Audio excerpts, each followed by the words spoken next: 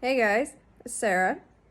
Um, well, if you guys have not watched my previous videos, I'm Sarah. I live in Oregon. Um, I will be 32 next month, which I am kind of excited, kind of not, because getting older is not all that great. But I wanted to make this video because I got a lot of good news actually. So, first of all, I got my CT scan done. I have no pancreatitis or even findings of acute or chronic. The only thing they found was intestinal damage and colon damage, which I already have that because I have IBS and other digestive issues. But I do have to go see my GI. I don't know if he's going to want to do any additional testing, like do a colonoscopy or anything on me, but if I got to do it, I got to do it. So that's good news. Second thing that is good news is that, well, this is kind of a big thing. I gave my 30-day notice this month to move out of my apartment that I have lived in since 2019. I found out that I am not on a year lease and I decided to look for somewhere else to live. I came up on a waiting list that I've been waiting years to get called for. And they called me, let's see, was it this last Monday? I got a call. I was actually in the shower. I got a call and I saw that the number also texted me. So I read the text first, of course. And then I listened to the voicemail and it said they were trying to reach me and these certain apartments were trying to reach me. And I was like, okay. So I know it's been running lately. I don't know why, but I'm not sick. So I called the number back and they said that, they said, hey, we are so-and-so from so-and-so apartments. Your name is up on the list. We are calling to see if you were still interested. We have 2 units available. So I told her my whole income because as most of you know, I'm really low income and I don't go to work. I can't work. Yeah, people would be like, well, you look like you can. Well, I'll judge a book before you know its cover. You know what I mean? So, but it's going to be like $500 in cheaper rent. I am downgrading to a 1 instead of a 2, but honestly, right now, like I pay like $500 more than what I'm going to be paying at this other place. And it's in a different location. It's in the same town, same city, whatever you want to call it where I live. It's just in a different area and it's a way cheaper option for me. I'll be able to have way more money on hand and I'll be able to pay my bills on my own and stuff. Like I have, but recently, but I've had to have a little help from family, which, God bless family. That is, for you, not against you, because, some people that have watched my videos, they know that, my family's not all that great. Not all of them are bad, so that's good. But I gave my so I actually, let's backtrack a little bit. So the manager of these apartments that called me said that it was free to get screened, and they said, I told them my income and they said that's just fine. That's what this apartment complex is for your type of income. And I said, okay. So I said, yeah, go ahead and start screening me. So the manager sent over the screening thing. I waited like maybe a day or so. Like I was in constant communication with like 2 landlords because there's actually technically 3 landlords to this apartment I'm going to. So there's the housing landlord, that's the housing office, which is ran by the federal government. So kind of like I live in subsidized right now, but it's not, it's like 60 or 80% of your income. So that's why it's so difficult for me to pay that. So this one is I'm going to is a 30% of income, and it's a very restricted housing where not anybody off the street can just go and rent them. That it's specifically for people who have my type of income or less. So just keep that in mind. So, so she said she sent it to screening. Had a little bit of a conversation. And I didn't know for sure if I was on a year lease. So apparently I moved in this unit in 2019. So after 2020, I could have moved. without any penalty, except I'd have to give my 30-day notice and pay the rent. So, and then after 30 days, I'm not responsible for the rent. So I could have done that. But, I found that out because I asked my current landlord.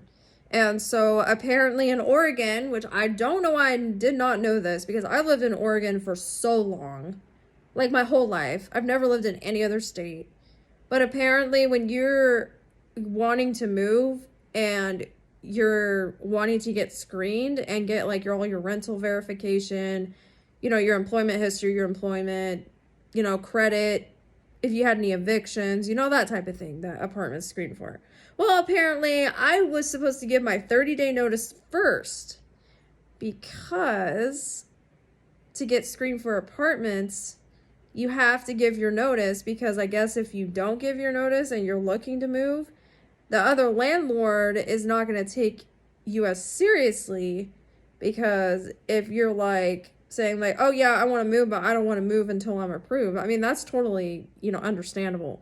But apparently how the rental thing is that you pass the screening to this other place and they have to have the unit ready for you, because they were notified that you gave your 30-day notice, because my landlord said, well, you have to give your 30-day notice to get screened. And she said, well, if you don't pass, you can still live here. She said, if you do pass, then you have to move by the 28th of this month. And I said, okay, fair enough. I didn't want to give my notice and then turn around, I don't get approved and I'm homeless. Nobody wants that to ever happen.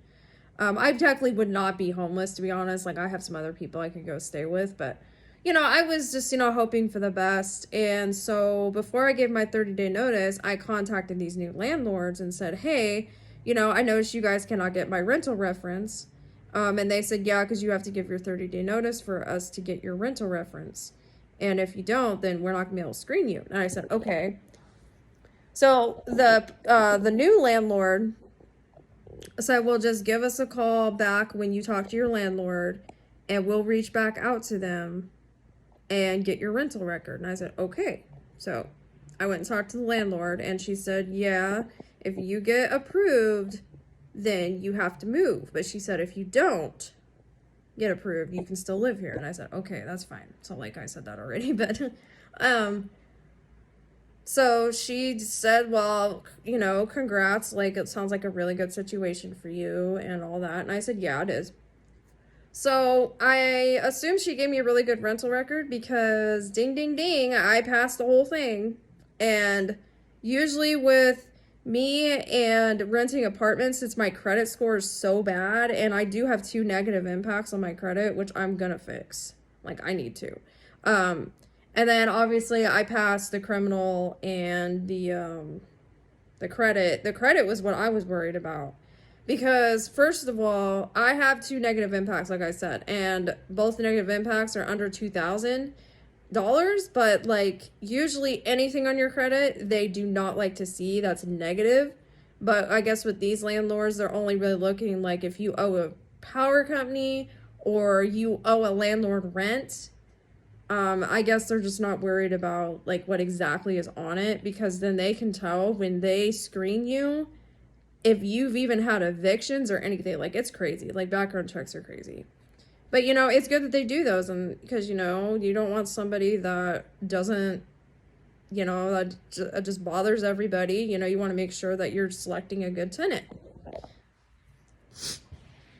But these apartments I'm going into, they actually are not as, like, restrictive. They're restrictive on who lives there, but they're not restrictive on who, like, if you have things on your credit. They just want to make sure that you don't owe any landlords, electric companies, utility companies like water, power, any of that kind of stuff.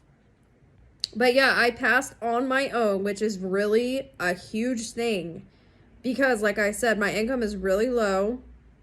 Even to live in this apartment past the time that me and my ex split up, I had to have a cosigner, because if I didn't, then I would have been homeless. But when I found out that I was coming up on this list when I got a call, mind you, I started up on this list in 2021. So it took a good year or so to get called. But they had a studio and a 1-bedroom available.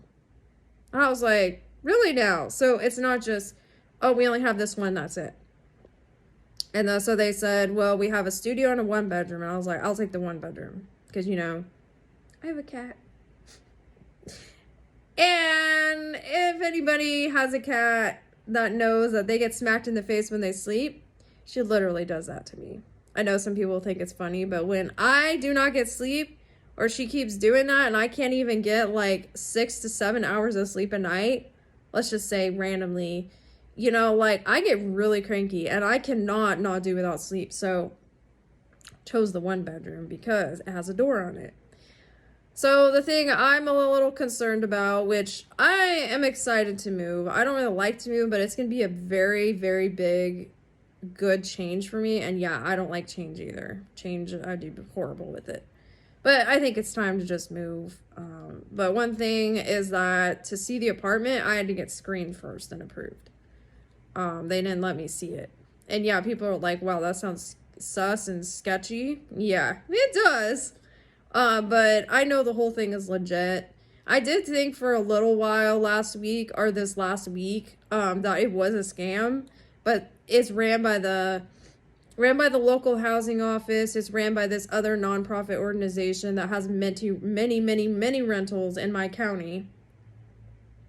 And there's people going in and out of there, and they got keys in their hand, and they're able to go into the building, and yeah, it looks legit. It's just, you know, like usually you want to see an apartment before you move into it. Well, guess what? I've actually moved into apartments where I have not seen it at all. Like this apartment I'm in right now, like me and my ex, we lived over in a studio in the same apartment complex, but over towards the front of the parking lot. And we came up on the list for this unit to move into because we wanted to upgrade. And so we didn't even get to see the apartment before we moved in. It sounds sus. But, you know, like I'm thinking like, well, housing cannot have properties that have broken equipment. They cannot have mold. They cannot have asbestos in it.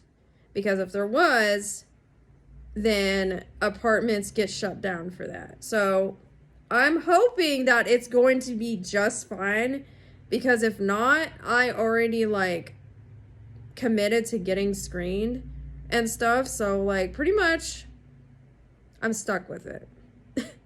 But for the price, $500 less than what I'm paying right now. Like right now I'm paying $835. Like this was my first month paying my $40 increase. And I'm only going to be paying $300 a month at this new apartment. Like, I'm like, what? Like, this just sounds like so unreal, you know? Like, what? And like, I don't even know how much my moving costs are going to be, because I am taking Luna, of course, with me, and I have to pay a pet deposit for her. Which, by the way, I'm not paying for any of this. Like, again, family that helped me stay in this unit is helping me move to this other unit.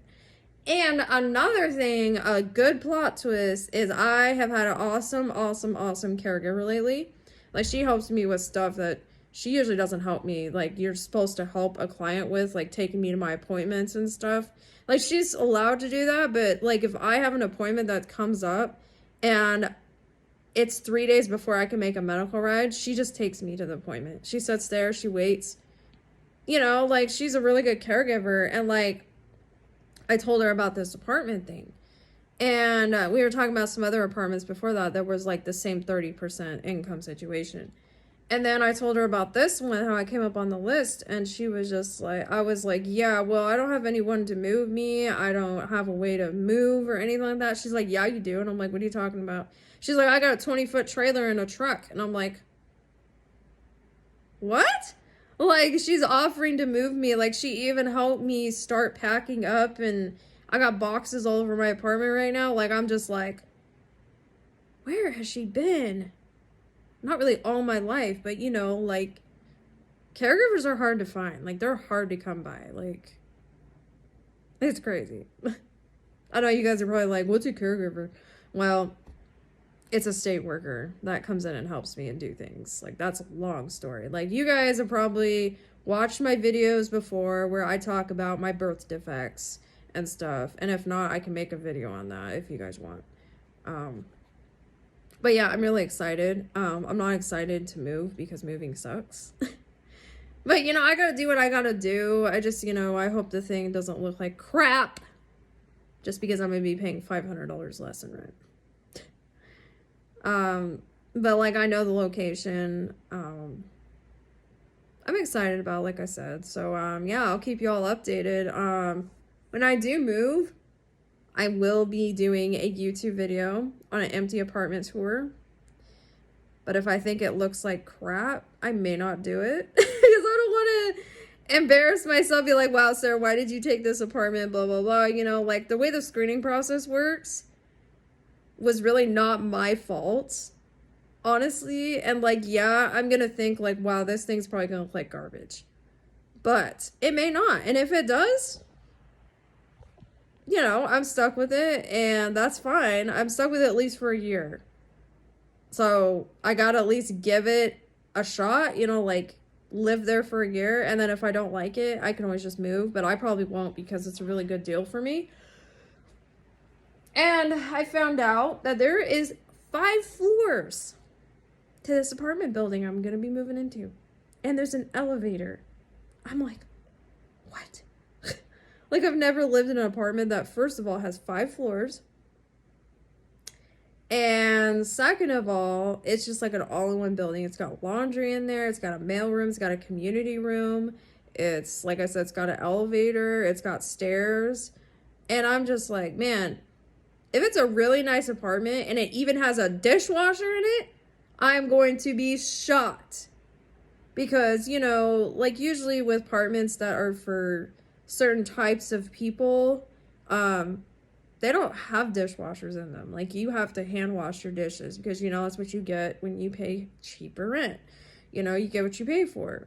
Recently, in my current apartment, before I gave my notice, this was in January, that I had to get a new dishwasher because my dishwasher kept leaking everywhere. Like, literally every time I used it. And it would get fixed and it'd do it again, get fixed, do it again. So after like 6 times, the landlord just bought a new dishwasher. And the maintenance guy took the old one out and put the other one in. It took about a few hours just for him to do it. You know, it's not an easy thing to do. So my plan is if it doesn't have a dishwasher, oh well, because it's just me living in there.